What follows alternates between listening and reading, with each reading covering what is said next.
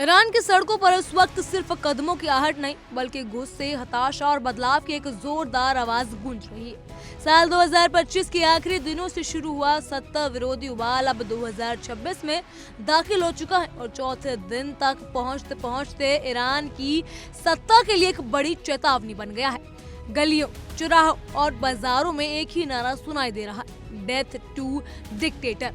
ये नारा सिर्फ एक विरोधी नहीं बल्कि ईरान की मौजूदा सत्ता व्यवस्था के खिलाफ खुला ऐलान है। ईरान में यह विद्रोह अब सीमित नहीं रहा बल्कि कई शहरों से लेकर दूर दराज इलाकों तक भी लोग सड़कों पर उतर आए हैं। कुल मिलाकर 21 प्रांतों में यह आंदोलन फैल चुका है। प्रदर्शनकारी सीधे तौर पर सर्वोच्च नेता अली खamenei के खिलाफ नारे लगा रहे हैं और सत्ता में बदलाव की मांग कर रहे हैं। कई जगहों पर निर्वासित राजकुमार रजा पहलवी के समर्थन में भी आवाजें उठ रही हैं, जो ये दिखाता है कि आंदोलन सिर्फ गुस्से तक सीमित नहीं बल्कि राजनीतिक विकल्पों की तलाश भी कर रहा है। यह विरोध अचानक नहीं फूटा, इसकी जड़ें ईरान के गहरे आर्थिक संकट में है। दिसंबर 2025 से देश जिस आर्थिक दबाव में है उसने आम जनता की कमर तोड़ दी है।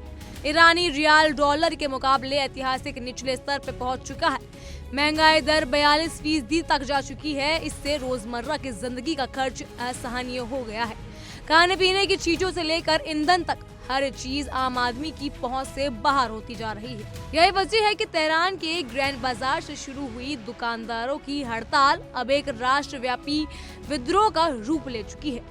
रात के अंधेरे में भी ईरान की सड़कों पर खामोशी नहीं बल्कि तमाम तरह के नारे गूंज रहे हैं।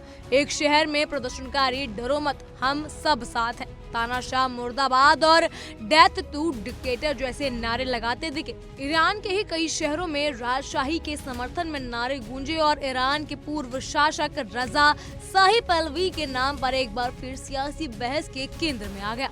प्रदर्शनकारियों ने पिछले आंदोलन में मारे गए लोगों को याद किया, जिससे ये साफ हो गया कि आंदोलन स्मृति, गुस्से और उम्मीद तीनों के मेल खाता है। सरकार ने इस उबाल को दबाने के लिए सख्ती का रास्ता अपनाया। कई शहरों में सुरक्षा बलों द्वारा गोलीबारी और आंसू गैस के इस्तेमाल की खबरें सामने आई। पुलिस या दमन के बावजूद प्रदर्शनकारी पीछे हटने को तैयार नहीं दिख रहे। तेहरान यूनिवर्सिटी की छात्र नेता को उनके घर पर छापा मारकर हिरासत में ले लिया गया, लेकिन उनके ठिकानों की कोई जानकारी नहीं दी गई। ये कार्रवाई सत्ता की घबराहट को भी उजागर करती है। इस आंदोलन को अब सिर्फ आम नागरिकों का नहीं बल्कि धार्मिक और सांस्कृतिक हस्तियों का भी समर्थन मिलने लगा।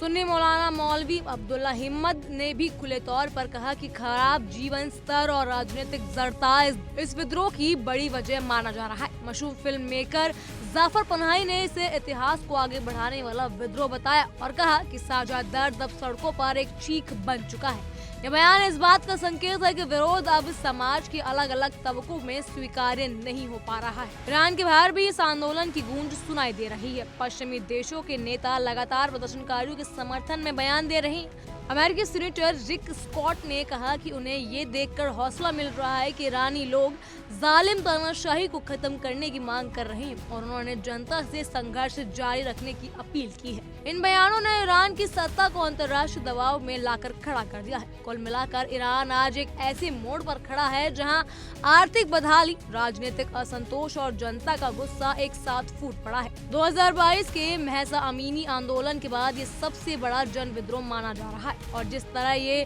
21 प्रांतों तक फैल चुका है उनसे साफ हो चुका है कि ये सिर्फ विरोध नहीं बल्कि सत्ता के खिलाफ एक निर्णायक चुनौती बनता जा रहा है। सवाल अब ये नहीं कि ईरान की गलियों में नारे क्यों गूंज रही हैं, सवाल ये है कि क्या ये गूंज आने वाले दिनों में सत्ता की दीवारें हिला पाएगी या फिर नहीं, या आने वाले दिनों में ये देखने को मिलेगा कि ईरान की सत्ता बदलने वाली है, ईरान में होने वाला है तख्ता पलट। इन सब पर आपकी क्या राय है हमें कमेंट सेक्शन के जरिए जरूर साझा कीजिएगा। फिलहाल के लिए इतना ही। तमाम खबरों के लिए फॉलो कीजिए इंडिया डेली को।